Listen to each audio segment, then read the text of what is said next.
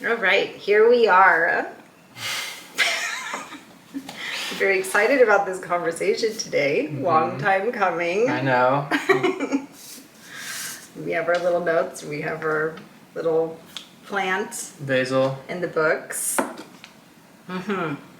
So today we're going to be talking more about what you do, what you're interested in, why you do it, so that there's more of an understanding of the thoughts and intention behind the classes that you do.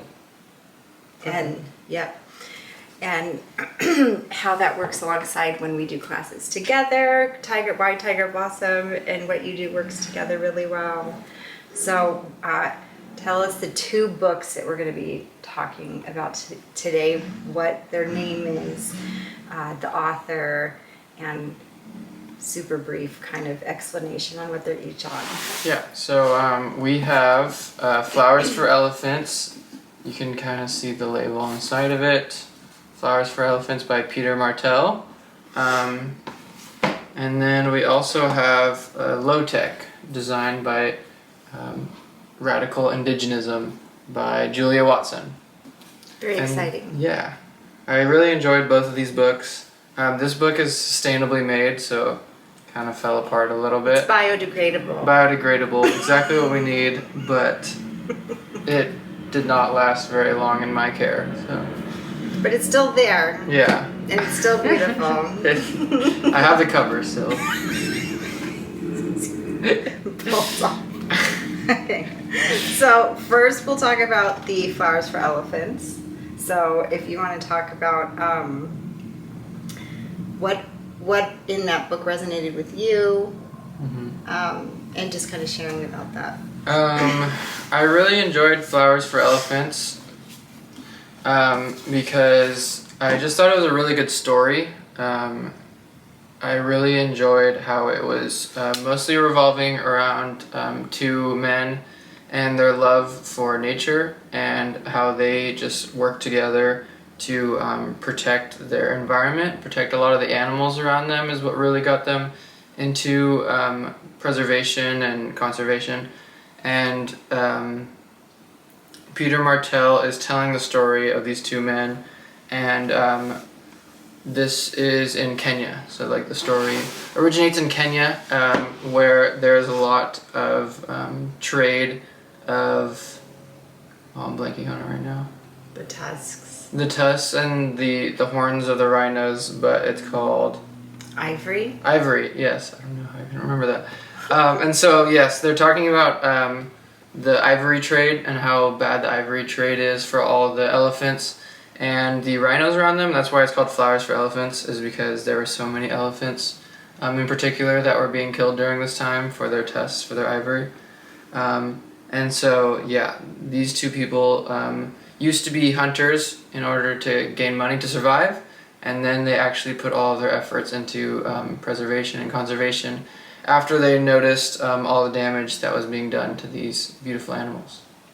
So the really cool thing that when we were talking about it that you mentioned was the connection within the realities of finances and money and economy and sustainability, and how these two men that were making a living and grew in all their knowledge from their vocation of getting to know where the animals were, helping people hunt them and identify them. They took the knowledge that they had within their industry, within their vocation, and shifted it to find another way of sustainability for their livelihood, but more ethically aligned with their values.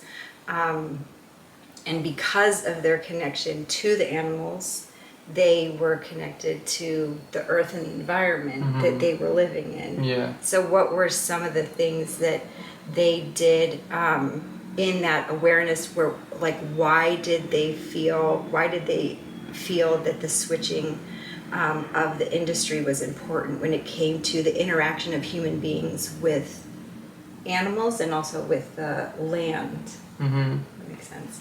I think what really helped them realize that they needed to make this change was the fact that they literally just stopped seeing as many elephants and rhinos and lions and all those things around them because they were helping these people hunt them down, and they could literally see the effects of this in real time. And they are quoted by saying that they just didn't even realize that you could hunt these animals to possible like endangerment or extinction. They just had been so used to having these animals around them all their life that they never really saw that as even being a possibility. The fact that they could hunt them almost all to like being endangered or even extinct. And so they started to realize that connection and their own responsibility in taking care of the animals and the nature around them. So yeah, so that's a really good example when it comes to like economy and finances and money in exploitation of nature, but in order to be able to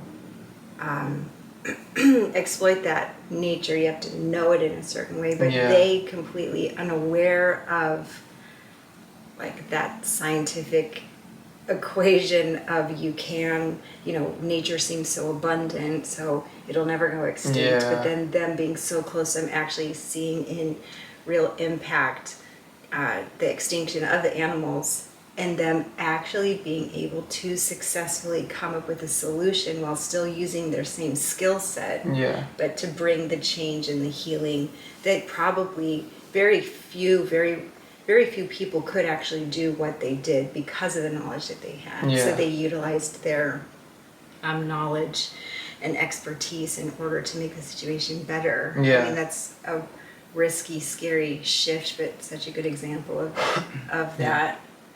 And then where do the flowers come in? The flowers come in. The book is called Flowers for Elephants. I don't want to spoil the book too much, but is that like the exclamation point at the end? Well, the book just talks about how much, like how smart elephants are and how like wise elephants can be, and you really should read the book because I don't want to explain everything. But well, you don't have to tell them then. Just be like, find out why it's flowers. Yes, you can find out why it's flowers for elephants. Just know that elephants are very smart, intelligent creatures. And I think it's so cool that it's flowers for elephants, because where that connects and how that shows up is also showing the power and utilization and communication that can happen through flowers. That even the wise elephants know about, and how we can learn from them and the power of flowers. Okay, so then we have the next book, which is so cool. This one's a lot more visual. I don't think there's any pictures in that one, right? No. There's no pictures in this one. Or there may be a picture here and there. But this book is so cool because, what is the name of the book again? Lo-TEK, designed by Radical Indigenism. Radical Indigenism. So, which I think is such a cool term that I've never heard anywhere else. So what would you say is Radical Indigenism? So basically, Radical Indigenism, the author of this book, Julia Watson, she basically thinks that instead of coming up with these solutions like creating houses that are more sustainable, these like giant houses that are more sustainable and may like run off of solar power or all these big advancements that we have to try to save energy, she believes that they aren't as effective as they are thought to be for a lot of designers and a lot of people that build or believe in like alternative technologies to preserve energy. Like while all those things are great, she thinks that we need to make some very radical changes. And so basically throughout this book you see the different indigenous practices that are used that would help our world basically. And it's called Radical Indigenism because basically this way of living is so different than the way that we have become accustomed to, and so that's why it's a form of that's why it's a radical idea.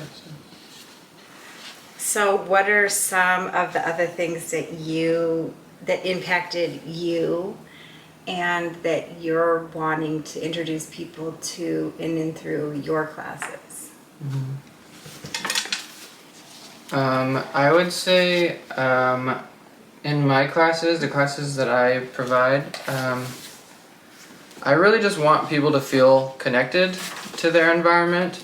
And I think when you look at this Radical Indigenism book and Flowers for Elephants, you really see how important it is to take care of your environment. And while we all need to make a living, we need finances to be able to afford just surviving our place to live, food, water, blah blah blah. None of that is really going to matter if you don't take care of your environment, because we have to survive using the food and water around us, and if you don't take care of our land, then you won't have food or water. So, and being able to reintroduce what we've been talking about your first class, and what it is. No, it's not the name, but meet and greet. Yeah. And we've talked about how it's like the experience of like a first date, awkward, because people are so disconnected from nature. They're like, oh, I'm gonna put my hands in the dirt. Oh, and it's just this fear. We've been so pulled apart from nature. So it's like a reintroduction between humans and nature. And so being able to catalyze that relationship that is seen like culminating in what can come from that relationship with like changing and shifting like systems, or changing and shifting like work and economic ways of being within the industry that you're in, but then also through this reconnecting with the low-tech, what can come from that is ways of living within that relationship with nature that's not exploiting, but that nature actually provides, because it's like we need to make money so we can survive, so we can have housing and so we can have food, but then this is showing how nature is our housing and is our food. Yeah. And so, will you talk about this one? Because I remember you, this is one of the first ones I saw that I was I'm trying to remember the name. Did you see what tribe it was? This is from Masala territory. Yeah. Oh, Maasai. I'm assuming Maasai, Kenya. In Kenya. In Kenya. So this book, Flowers for Elephants, was talking about land conservation and preservation in Kenya. That is, from what I understand, a lot of their revenue for the country comes from tourism, because people love going there to see all the cool animals and nature that lives in Kenya. Kenya is a beautiful place to be, from what I've heard. I'd love to go there someday. But so this, what Ayana was talking about, was it's almost like a naturally built stable that they have designed. And these stables are made from these different acacia trees. And so these acacia trees basically herd all of the cattle they have in certain areas. And so they build these whole villages with acacia to basically keep other animals and people out while keeping the cattle in. And they actually live in these areas too. So it's like almost a little grid where they all have their own little properties. The animals have their own little house.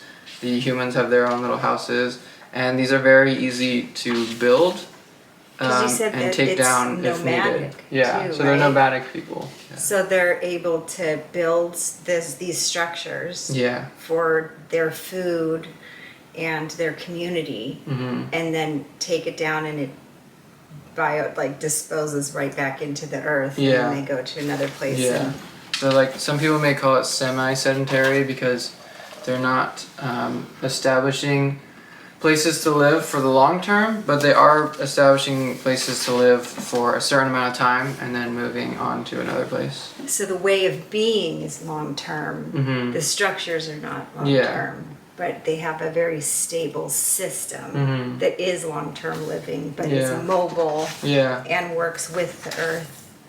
and works with the environment. Yes, and so in California, where we are, we have issues with fires, and some people would argue that this nomadic way of life, where we're moving and we're allowing the land to heal and sometimes even burn it when we need to, is a lot better for the land. Whereas when you build on top of soil for long periods of time, you're basically doing a lot of damage to that soil. And so when you're constantly moving, you're allowing that soil to heal around you. So that's one reason why different cultures will do that. They'll move around, is because they can find more fertile land and then come back to where they had lived before, and the soil will have regenerated by that point. Very cool. Okay, so, well, that was exciting and fun. Thank you. Yeah, of course.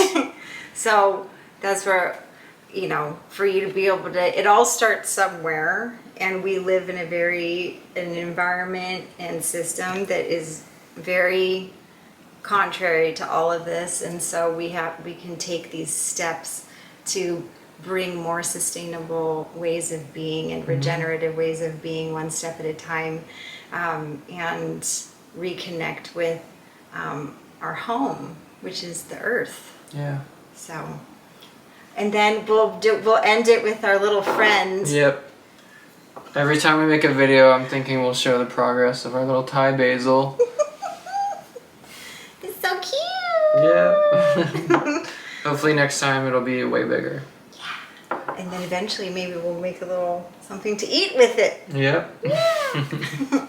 Okay, that's it. Bye, thanks.